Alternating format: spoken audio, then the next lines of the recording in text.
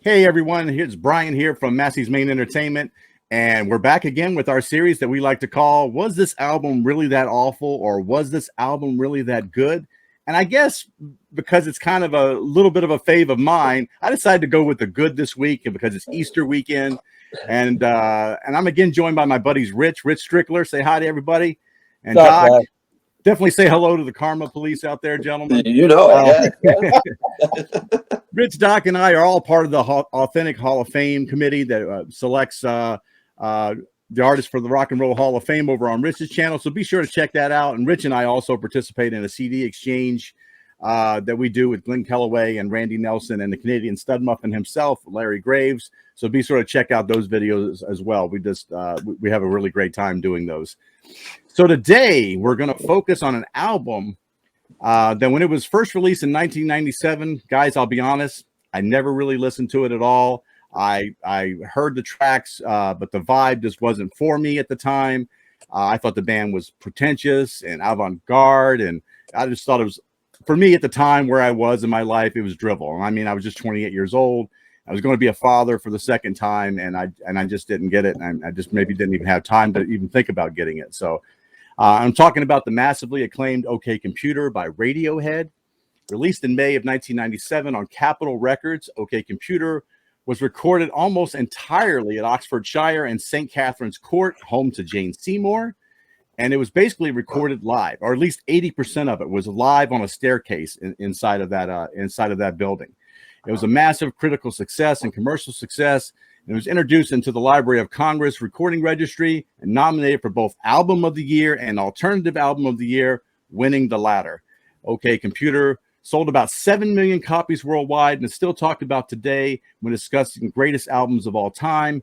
Rate Your Music, with over 80,000 submissions, has this album rated the #2 album of all time.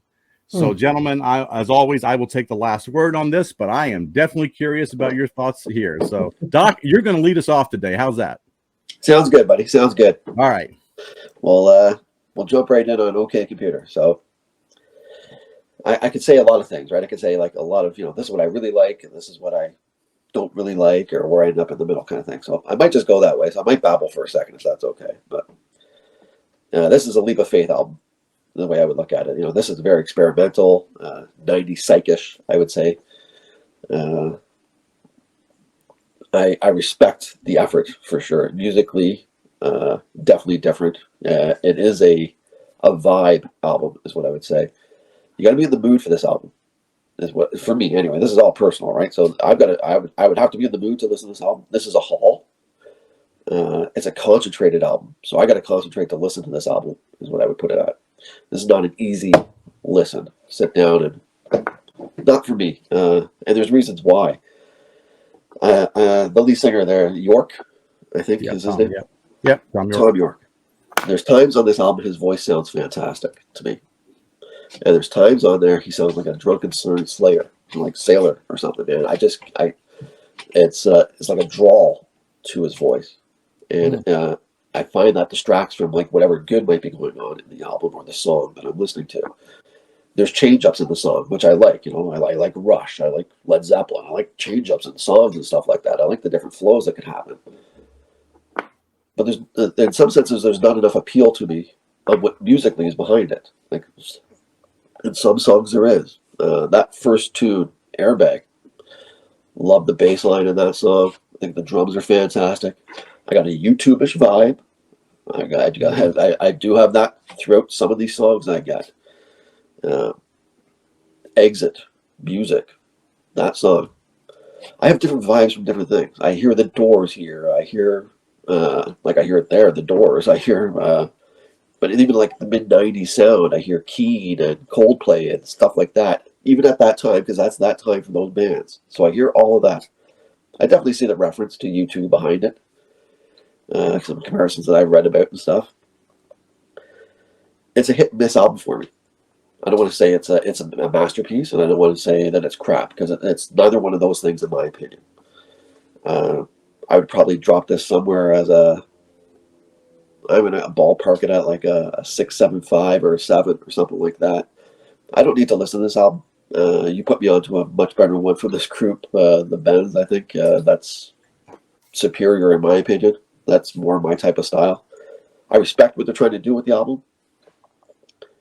I think it's an acquired taste, and it misses for me on certain levels. I like some parts of it, just not enough to keep me coming back to it. I gave this a haul, man. I've listened to this album 5 times, so this is not Wow. a wing, man. So That's I want to put in an effort because I think the album has a lot of praise, and I want to know if I'm missing something.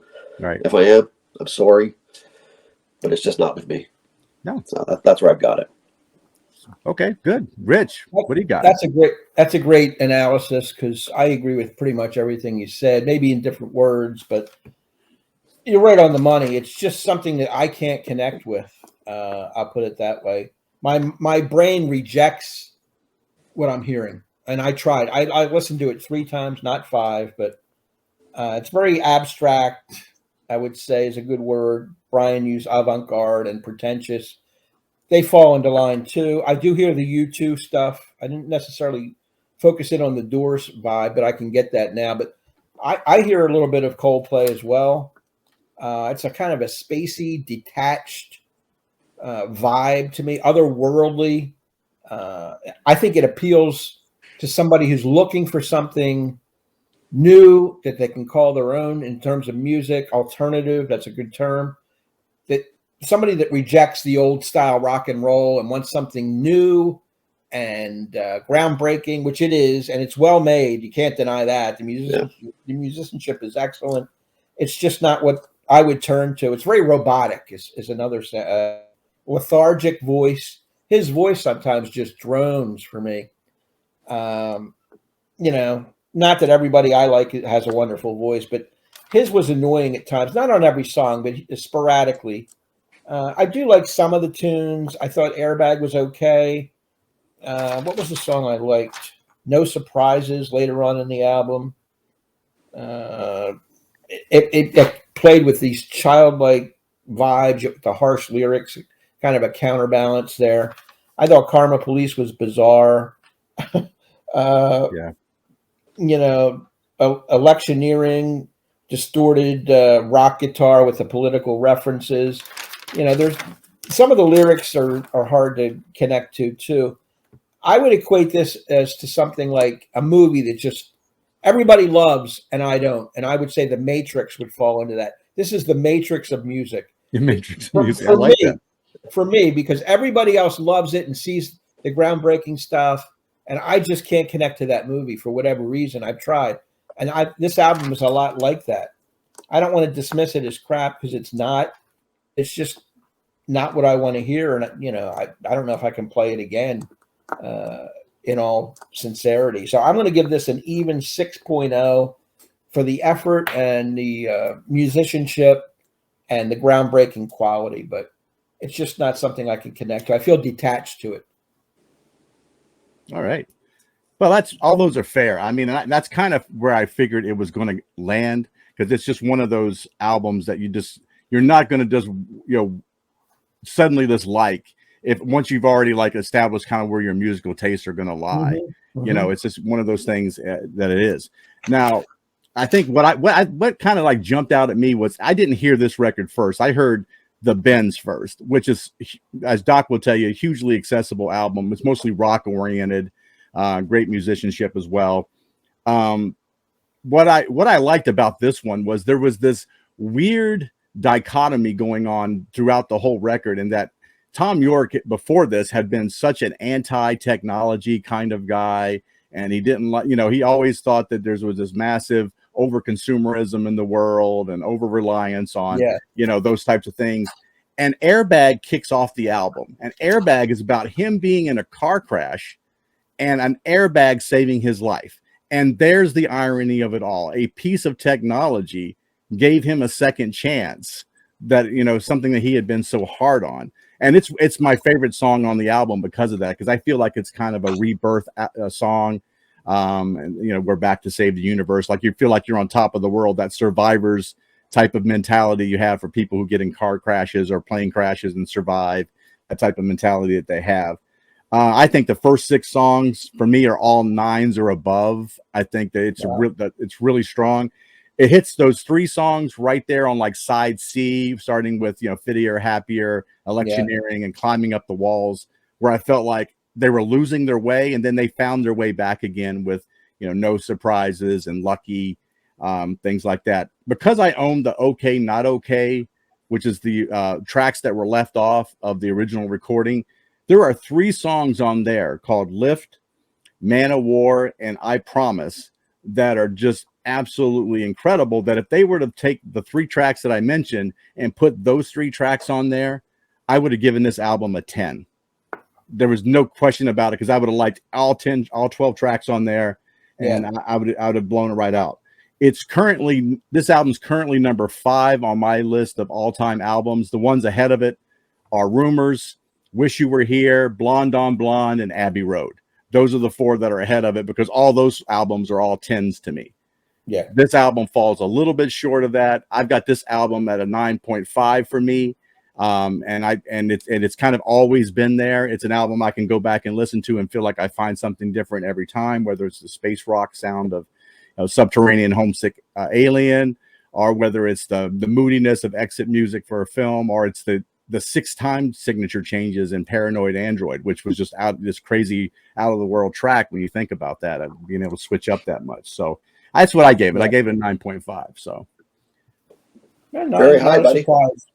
Yeah. I mean, no, go ahead. I'm sorry. No.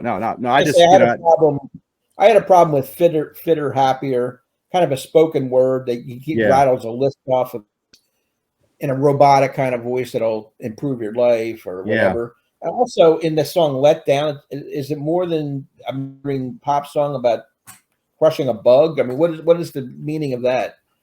I mean, yeah, with Tom, it's like it's one of those things where, you know, he's never going to tell you what the song's really about. Yeah, it's a metaphor for something. Yeah, it's always a metaphor for something that's very personal to him, and he's just never going to give you a clean answer on those things, I guess. And an exit music film, that refrain is, "We hope that you." It's like, we hope that you. I mean, of course, that's the closing song for the Baz Luhrmann Romeo and Juliet movie, which was, so they gave it to Tom to write that song to end the movie for them. And he said he didn't know what to write until Claire Danes put the gun to her head, and then he started writing the song.